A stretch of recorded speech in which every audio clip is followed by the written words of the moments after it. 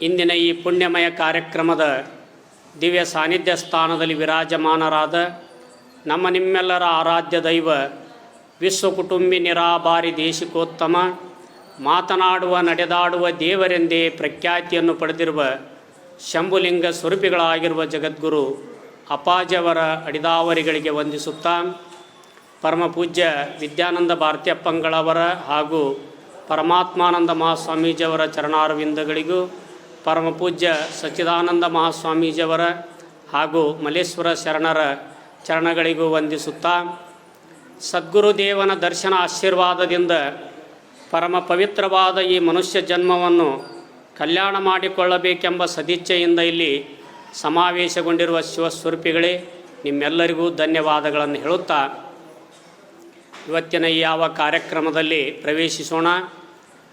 ಶ್ರೀಮನ್ ನಿಜಗುಣ ಶಿವಗಳ ಒಂದು ವಾಕ್ಯವನ್ನು ಆಧಾರವಾಗಿಟ್ಟುಕೊಂಡು ಪೂರ್ವದ ಪೂಜ್ಯರು ಬಹು ಸುಂದರವಾಗಿ ತಿಳಿಯಪಡಿಸಿದರು. ಅದೇನು ಅಂದರೆ, ಮಾಡಲಿಲ್ಲವೇ ತಪವನ್ನು ಮಾಡಲಿಲ್ಲವೇ ಕೂಡಿ ಸುಗುಣದೊಡನೆ ತಿಳಿದು ನೋಡಿ ತ್ರಿವಿಧ ಕರಣದಲ್ಲಿ ಮಾಡಲಿಲ್ಲವೇ ತಪವನ್ನು ಮಾಡಲಿಲ್ಲವೇ ಅಂತ. ನಾವೆಲ್ಲರೂ ಕೂಡ ಪುಣ್ಯವನ್ನು ಸಂಪಾದನೆ ಮಾಡಿ ಅದರ ಮುಖಾಂತರ ಸುಖವನ್ನು ಹೊಂದಬೇಕಾಗ್ಯದ. ಅದಕ್ಕೆ ನಾವೆಲ್ಲರೂ ಏನು ಮಾಡಬೇಕಾಗ್ಯದ ಅಂದ್ರೆ ತಪಸ್ಸನ್ನು ಮಾಡಬೇಕಾಗ್ಯದ. ಮಾಡಲಿಲ್ಲವೇ ಹಿಂದಿನ ಪೂರ್ವಾಚಾರ್ಯರು, ನಮ್ಮ ಋಷಿ ಮುನಿಗಳು, ಹಿರಿಯರು ತಪಸ್ಸನ್ನು ಮಾಡಿ ತಮ್ಮ ಇಷ್ಟಾರ್ಥಗಳನ್ನು, ಸಿದ್ಧಿಯನ್ನು, ಕೀರ್ತಿಯನ್ನು, ಆತ್ಮಜ್ಞಾನವನ್ನು ಪಡೆಯುವಂಥವರಾಗಿದ್ದಾರೆ. ಆದ್ದರಿಂದ ಪರಮಾತ್ಮ ನಮಗೂ ಕೂಡ ಸುಂದರವಾಗಿರ್ತಕ್ಕಂಥ ದೇಹವನ್ನು, ಮನಸ್ಸನ್ನು, ವಾಣಿಯನ್ನು ಕೊಟ್ಟಾಗ ನಾವು ಕೂಡ ಅವರಂತೆ ತಪಸ್ಸನ್ನು ಮಾಡಿ ಕೀರ್ತಿಯನ್ನು, ಆತ್ಮಜ್ಞಾನವನ್ನು, ಪುಣ್ಯವನ್ನು ಸಂಗ್ರಹ ಮಾಡಬಹುದು ಅಂತ ಇಲ್ಲಿ ಮಾಡಲಿಲ್ಲವೇ ಅಂತ ಹೇಳಿದರು. ಇನ್ನು ತಪಸ್ಸು ಅಂದ್ರೆ ಯಾವುದಕ್ಕೆ ಅನ್ನಬೇಕು ಅನ್ನೋದನ್ನು ಕೂಡ ಹೇಳ್ಕೊಂಡು ಬಂದರು. ಯಾಕಂದ್ರೆ ಜೀವನದಲ್ಲಿ ನಾವು ಏನಾದರೂ ಪಡಿಬೇಕಾಗಿತ್ತು ಅಂತಂದ್ರೆ ಅದಕ್ಕೆ ತಪಸ್ಸನ್ನು ಮಾಡಬೇಕು. ಯಾವ ವ್ಯಕ್ತಿ ಜೀವನದಲ್ಲಿ ತಪಸ್ಸನ್ನು ಮಾಡುವುದಿಲ್ಲ ಅವನು ಯಾವುದನ್ನು ಪಡೆಯುವುದಿಲ್ಲ.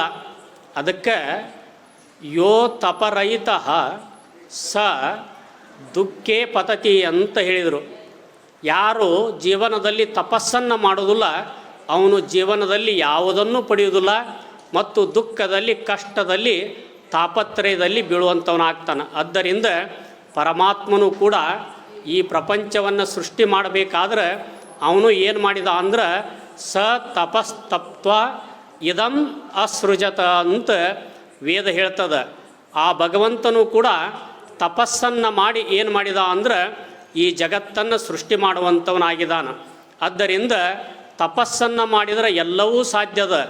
ತಪಸಾ ಸಾಧ್ಯತೆ ಬ್ರಹ್ಮ, ತಪಸಾ ಸಾಧ್ಯತೆ ಯಶಃ, ತಪಸಾ ಸಾಧ್ಯತೆ ಸ್ವರ್ಗ, ತಪಸಿ ಸರ್ವಂ ಪ್ರತಿಷ್ಠಿತಂ ಅಂತೇಳಿದರು.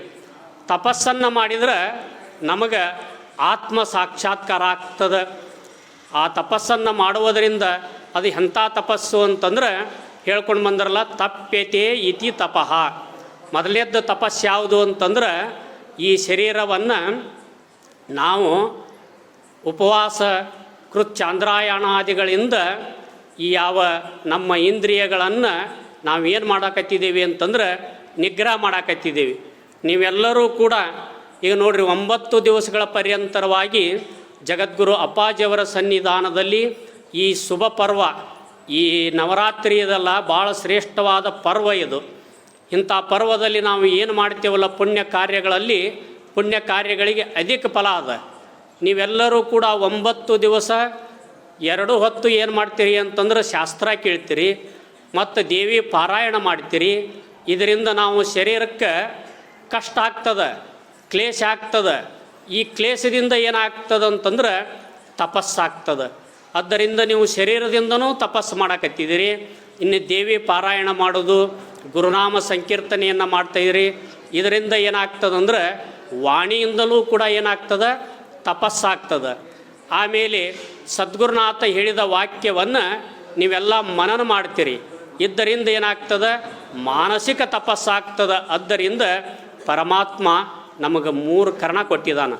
ದೇಹ, ವಾಣಿ ಅಂದ್ರೆ ಮಾತು, ದೇಹ, ವಾಣಿ, ಮನಸ್ಸು. ಈ 3 ಕರ್ಣಗಳಿಂದಲೇ ಪುಣ್ಯ ಸಂಗ್ರಹ ಆಗ್ತದೆ. ಈ 3 ಕರ್ಣಗಳಿಂದಲೇ ಪಾಪ ಆಗ್ತದೆ. ಹೆಂಗೆ ಮನೆಗೆ ಕಿಲಿ ಹಾಕ್ತಾರಲ್ಲ, ಆ ಮನೆಗೆ ಕಿಲಿ ಹಾಕೋದೊಂದು ತೆಗೆದೊಂದು ಇರೋದಿಲ್ಲ. ಒಂದೇ ಚಾವಿ ಈ ಕಡೆ ತಿರುವಿದ್ರೆ ಬಂದ್ ಆಗ್ತದೆ, ಈ ಕಡೆ ತಿರುವಿದ್ರೆ ಓಪನ್ ಆಗ್ತದೆ. ಅದೇ ರೀತಿಯಾಗಿ ನಾವು ಈ ಶರೀರಾದಿಗಳಿಂದ ನೀವೇನು ಹೀಗೆ ಮಾಡಕತ್ತಿದ್ದೀರಲ್ಲ, ಹೀಗೆ ಮಾಡಿದ್ರೆ ಪುಣ್ಯ ಆಗ್ತದೆ. ಅಥವಾ ಈ ರೀತಿಯಾಗಿ ಸತ್ಸಂಗವನ್ನು ಮಾಡಲಿಲ್ಲ, ಗುರು ಸನ್ನಿಧಿಗೆ ಬರಲಿಲ್ಲ, ಯಾವ ಗುರು ಹೇಳಿದಂಥ ಉಪದೇಶವನ್ನು ಮನನ ಮಾಡಲಿಲ್ಲ ಅಂತಂದ್ರೆ ಏನಾಗ್ತದೆ ಅಂದ್ರೆ ಬೇರೆ ಕಾರ್ಯಗಳನ್ನು ಮಾಡಿದ್ರೆ ಪಾಪ ಬರ್ತದೆ. ಆದ್ದರಿಂದ ಈ 3 ಕರ್ಣಗಳೇ ಕಾರಣದಾವು. ಅದಕ್ಕೇನು ಹೇಳಿದರು ಅಂತಂದ್ರೆ ಶರೀರದಿಂದ ತಪಸ್ಸನ್ನು ಮಾಡು.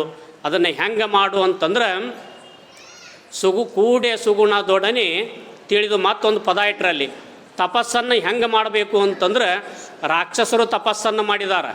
ರಾಕ್ಷಸರು ಕೂಡ 10,000 ವರ್ಷಗಟ್ಟಲೆ ತಪಸ್ಸನ್ನು ಮಾಡಿದ್ದಾರೆ. ಅದರಿಂದ ಅವರು ಉದ್ಧಾರ ಆಗೈತಂದ್ರೆ ಅವ್ರ ಉದ್ಧಾರನೂ ಆಗಿಲ್ಲ, ಲೋಕ ಕಲ್ಯಾಣನೂ ಆಗಿಲ್ಲ. ಇನ್ನು ಅದಕ್ಕೆ ನಾವೇನು ಮಾಡಬೇಕು ಅಂತಂದ್ರೆ ನಾವು ಸದ್ಗುಣಗಳಿಂದ ಕೂಡಿಕೊಂಡು ತಪಸ್ಸನ್ನು ಮಾಡಬೇಕು. ಹೆಂಗೆ ಮಾಡಬೇಕು ಅಂತಂದ್ರೆ ಗುರುವಿನಿಂದ ತಿಳಿದು ಗುರು ಉಪದೇಶಾಮೃತವನ್ನು ಕೇಳಿ ಅದರ ಮುಖಾಂತರ ನಾವೇನು ಮಾಡಬೇಕು, ತಪಸ್ಸನ್ನು ಮಾಡಬೇಕು ಅಂತ ಹೇಳಿದ್ದಾರೆ. ಇದ ಮಾತನ್ನು ಭಗವದ್ಗೀತೆಯಲ್ಲಿ ಹೇಳ್ಕೊಂಡು ಬಂದ್ರಲ್ಲ, ದೇವ ದ್ವಿಜ ಗುರು ಪ್ರಾಜ್ಞ ಪೂಜನಂ ಶೌಚಮಾರ್ಜವಂ ಬ್ರಹ್ಮಚರ್ಯಂ ಅಹಿಂಸಾಚ ಶಾರೀರಂ ತಪ ಉಚ್ಯತೆ ಅಂತ ಹೇಳಿದರು. ಶರೀರದಿಂದ ಮಾಡುವ ತಪಸ್ಯಾವುದು ಅಂತಂದ್ರೆ ದೇವ ದ್ವಿಜ ಗುರು ಪ್ರಾಜ್ಞ, ಭಗವಂತನನ್ನು, ದ್ವಿಜ ಅಂತಂದ್ರೆ ಇಲ್ಲಿ ಬ್ರಹ್ಮಜ್ಞಾನಿಯಾಗಿರ್ತಕ್ಕಂಥ ಸದ್ಗುರುನಾಥನನ್ನು, ದೇವ ದ್ವಿಜ ಗುರು ಪ್ರಾಜ್ಞ ಪೂಜನಂ ಶೌಚಂ ಆರ್ಜವಂ ಅಂತ ಹೇಳ್ಕೊಳ್ತಾ ಬಂದಿದ್ದಾರೆ. ಇರಲಿ, ಈ ಯಾವ 3 ಕಾರಣದಿಂದ ನಾವು ದೇಹದಿಂದ ತಪಸ್ಸನ್ನು ಮಾಡಬೇಕು, ವಾಣಿಯಿಂದ ಗುರುನಾಥನ ಸಂಕೀರ್ತನೆಯನ್ನು ಮಾಡಬೇಕು, ಮನಸ್ಸಿನಿಂದ ತತ್ವ ಚಿಂತನೆಯನ್ನು ಮಾಡಬೇಕು. ಇದು 3 ಕಾರಣ ಅಂತಾರೆ. ಅದಕ್ಕೆ ತನು ಪವಿತ್ರ ಕರೆ ಸದ್ಗುರು ಸೇವಾಸೆ, ವಾಣಿ ಪವಿತ್ರ ಕರೆ ಸದ್ಗುರು ಸಂಕೀರ್ತನ ಸೆ, ಧನ ಪವಿತ್ರ ಕರೆ ಸತ್ಪಾತ್ರ ದಾನ ಸೆ, ಮನ ಪವಿತ್ರ ಕರೆ ಸತ್ ಚಿಂತನ ಸೆ ಅಂತ ಹೇಳ್ಕೊಂಡು ಬಂದಿದ್ದಾರೆ. ತನು ಪವಿತ್ರ ಕರೆ, ನಮ್ಮ ಶರೀರ ಪವಿತ್ರ ಆಗಬೇಕಾಗಿತ್ತು ಅಂದ್ರೆ ನಾವು ಗುರು ಸೇವೆಯನ್ನು ಮಾಡಬೇಕು. ನಮ್ಮ ಸಂಪತ್ತು ಪವಿತ್ರ ಆಗಬೇಕಾಗಿತ್ತು ಅಂತಂದ್ರೆ ಸತ್ಪಾತ್ರದಲ್ಲಿ ದಾನವನ್ನು ಮಾಡಬೇಕು. ನಮ್ಮ ವಾಣಿ ಪವಿತ್ರ ಆಗಬೇಕು, ವಾಣಿಯಿಂದ ಪುಣ್ಯ ಸಂಪಾದನೆ ಆಗಬೇಕಾಗಿತ್ತಂದ್ರೆ ಗುರು ಕೊಟ್ಟ ಮಂತ್ರವನ್ನು ಜಪಿಸಬೇಕು. ಇನ್ನು ನಮ್ಮ ಮನಸ್ಸು ಪವಿತ್ರ ಆಗಬೇಕಾಗಿತ್ತು ಅಂದರೆ ಈ ರೀತಿಯಾಗಿರ್ತಕ್ಕಂಥ ಯಾವ ಶಾಸ್ತ್ರ ಚಿಂತನೆ, ತತ್ವ ಚಿಂತನೆಯನ್ನು ಮಾಡಿದರೆ ಈ 3 ಕಾರಣಗಳಿಂದ ಪುಣ್ಯ ಪ್ರಾಪ್ತಿಯಾಗ್ತದೆ. ಇಂಥ ಸದ್ಬುದ್ಧಿಯನ್ನು ಜಗದ್ಗುರು ಅಪ್ಪಾಜಿಯವರು ನಿಮ್ಮೆಲ್ಲರಿಗೂ ಕೊಟ್ಟು ಕಾಪಾಡಲಿ ಅಂತ ಹೇಳ್ತಾ ನನ್ನ ವಾಕ್ಯವನ್ನು ಸದ್ಗುರುನಾಥನ ಸನ್ನಿಧಾನದಲ್ಲಿ ಸಮರ್ಪಿಸುತ್ತೇನೆ.